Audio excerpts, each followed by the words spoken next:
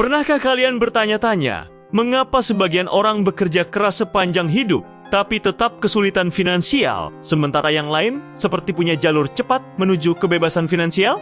Jika iya, video ini cocok banget untuk kalian.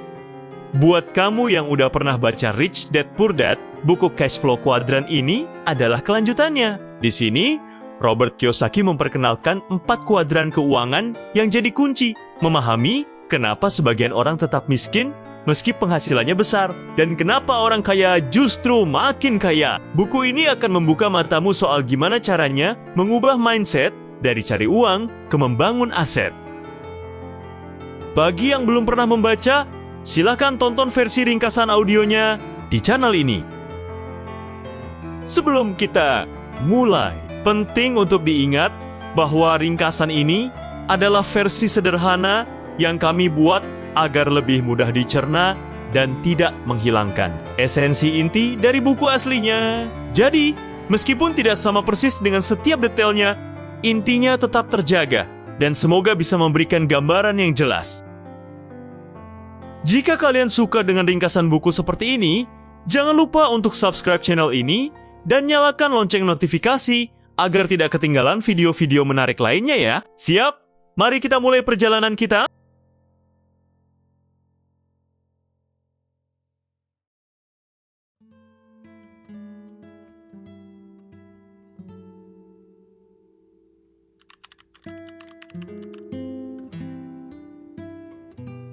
Oke, mari kita mulai dengan konsep paling mendasar dari buku ini. 4 kuadran arus kas. Robert Kiyosaki membagi dunia pekerjaan dan penghasilan menjadi 4 kategori utama. Kalian mungkin akan mengenali diri kalian di salah satu kuadran ini.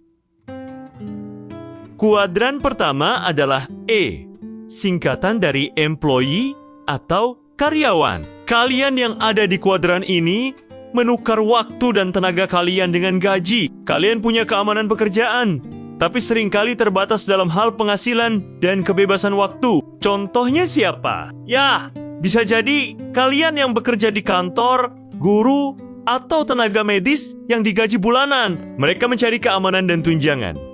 Tapi kebebasan finansialnya sangat bergantung pada atasan atau perusahaan. Selanjutnya, ada S, singkatan dari self-employed atau wira swasta atau profesional. Di kuadran ini, kalian adalah bos bagi diri sendiri. Kalian mungkin punya bisnis kecil, seperti dokter praktek, konsultan, desainer grafis freelance, atau pemilik toko kelontong. Kalian punya lebih banyak kebebasan daripada karyawan, tapi penghasilan kalian masih sangat bergantung pada waktu dan usaha pribadi. Kalau kalian tidak bekerja, tidak ada uang yang masuk. Ini seringkali disebut pekerjaan dengan bayaran lebih tinggi, tapi masih terjebak dalam perangkap waktu adalah uang. Kemudian, kita masuk ke kuadran B, singkatan dari business owner atau pemilik bisnis besar. Ini bukan cuma punya bisnis kecil ya, tapi bisnis yang punya sistem dan bisa berjalan sendiri tanpa kehadiran kalian setiap saat. Contohnya adalah pemilik franchise besar, pemilik pabrik dengan manajer yang mengelola operasional, atau pendiri startup yang sudah punya tim solid. Mereka membangun sistem, lalu sistem itulah yang menghasilkan uang untuk mereka. Kebebasan waktu dan finansial jauh lebih besar di sini, karena mereka memanfaatkan leverage dari tim dan sistem. Terakhir, ada kuadran investor. Nah, ini adalah kuadran impian banyak orang. Di sini, uanglah yang bekerja untuk kalian. Bukan sebaliknya, kalian menginvestasikan uang kalian di berbagai aset seperti saham, properti, S&P, atau bahkan bisnis lain. Dan aset-aset tersebut menghasilkan passive income atau capital gain. Para investor sejati tidak perlu menukar waktu mereka untuk mendapatkan uang. Uang mereka lah yang berkembang biak. Bagaimana? Sudah mulai terbayang kalian ada di kuadran mana? Atau ingin pindah ke kuadran mana? Jangan lewatkan bagian selanjutnya, karena kita akan bahas mengapa penting untuk memahami perbedaan mentalitas di setiap kuadran ini. Tetap bersama kami.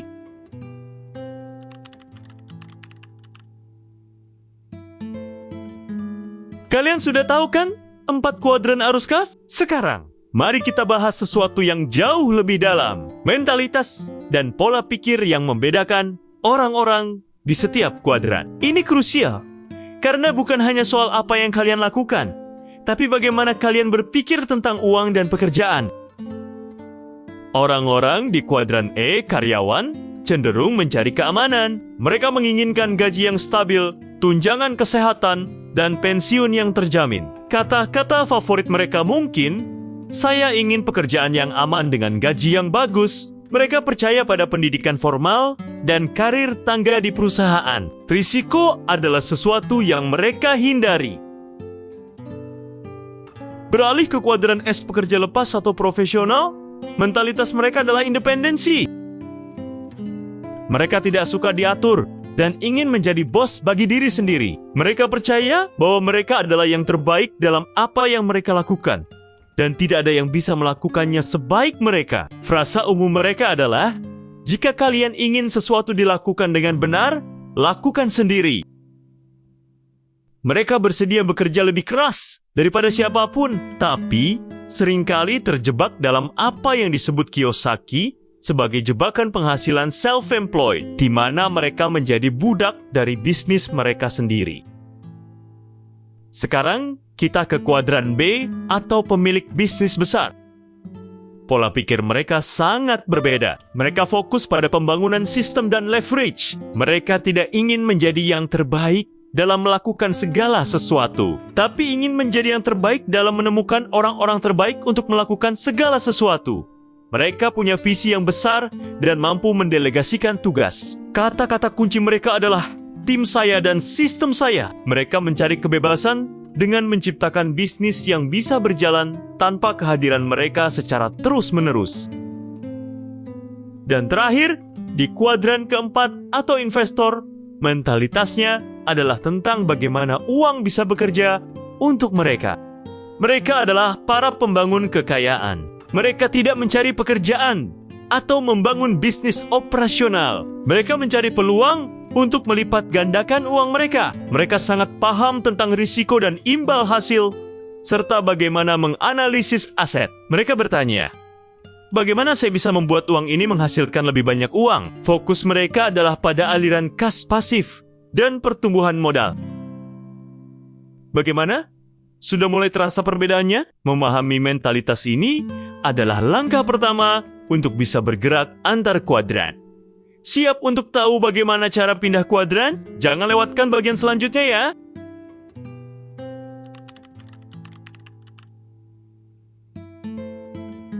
Kita sudah bahas kuadran dan mentalitasnya. Sekarang, pertanyaan terbesarnya adalah, bagaimana cara bergerak dari satu kuadran ke kuadran lain, terutama menuju kuadran B dan I, demi mencapai kebebasan finansial? Ini bukan perjalanan yang mudah, tapi sangat mungkin. Robert Kiyosaki menekankan bahwa pindah kuadran bukan berarti kalian harus berhenti dari pekerjaan kalian saat ini. Banyak orang yang memulai dari kuadran E atau S, lalu secara bertahap membangun jalan mereka ke B atau I.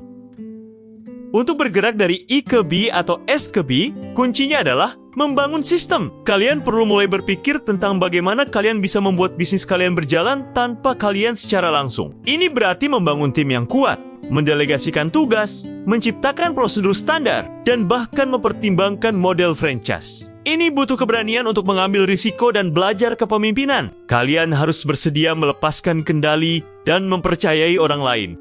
Kemudian, untuk bergerak ke kuadran lainnya menuju investasi, kalian perlu mengembangkan kecerdasan finansial. Ini berarti belajar tentang investasi, memahami risiko dan imbal hasil, serta mencari aset yang menghasilkan pendapatan pasif. Kalian tidak perlu modal besar untuk memulai. Bisa dimulai dari hal kecil, misalnya dengan memahami saham, obligasi, properti kecil, atau bahkan peer-to-peer lending. Kuncinya adalah edukasi finansial dan disiplin dalam menabung serta berinvestasi. Kiyosaki sangat menganjurkan untuk belajar dari para mentor yang sudah sukses di kuadran investor. Penting untuk diingat bahwa setiap kuadran memiliki risiko dan keuntungannya sendiri. Namun, kebebasan finansial sejati, menurut Kiyosaki, paling mungkin dicapai di kuadran B dan I, di mana kalian tidak lagi menukar waktu dengan uang, melainkan uang yang bekerja untuk kalian. Bagaimana? Apakah kalian siap untuk memulai perjalanan ini? Ingat, ini adalah proses, bukan tujuan instan. Dan yang terpenting adalah mengubah pola pikir kalian. Masih ada satu bagian lagi yang akan kita bahas, yaitu tentang pentingnya edukasi finansial. Jangan kemana-mana ya.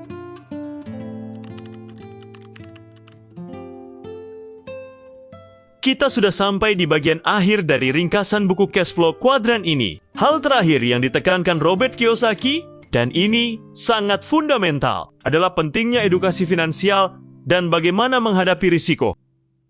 Banyak orang diajarkan untuk pergi ke sekolah, mendapatkan nilai bagus, dan mencari pekerjaan yang aman. Ini adalah pendidikan yang baik untuk kuadran E. Namun, jika kalian ingin bergerak ke kuadran B atau I, kalian memerlukan jenis pendidikan yang berbeda. Edukasi finansial. Ini bukan tentang gelar atau sertifikat, tapi tentang bagaimana uang bekerja, bagaimana mengelola utang, bagaimana mengidentifikasi aset dan liabilitas, dan bagaimana membuat keputusan investasi yang cerdas. Kiyosaki berpendapat bahwa sekolah formal seringkali tidak mengajarkan kita tentang uang. Padahal, pengetahuan finansial adalah aset yang paling berharga jika kalian ingin mencapai kebebasan finansial. Ini tentang belajar dari pengalaman, membaca buku, mengikuti seminar, dan bahkan mencari mentor. Kemudian, tentang risiko. Orang-orang di kuadran E dan S seringkali melihat risiko sebagai sesuatu yang harus dihindari. Namun, di kuadran B dan I, risiko adalah bagian dari permainan. Para pemilik bisnis dan investor memahami bahwa risiko tidak bisa dihindari, tapi bisa dikelola. Mereka belajar bagaimana menganalisis risiko, menghitung reward, dan memitigasi potensi kerugian. Mereka tidak takut gagal, karena mereka melihat kegagalan sebagai pelajaran. Jadi, teman-teman, pesan utama dari cash flow kuadran adalah pahami di mana posisi kalian saat ini. Ubah pola pikir kalian jika ingin bergerak, dan teruslah belajar tentang uang. Kebebasan finansial bukanlah tentang seberapa banyak uang yang kalian hasilkan, tapi tentang seberapa cerdas kalian mengelola dan melipat gandakan uang tersebut.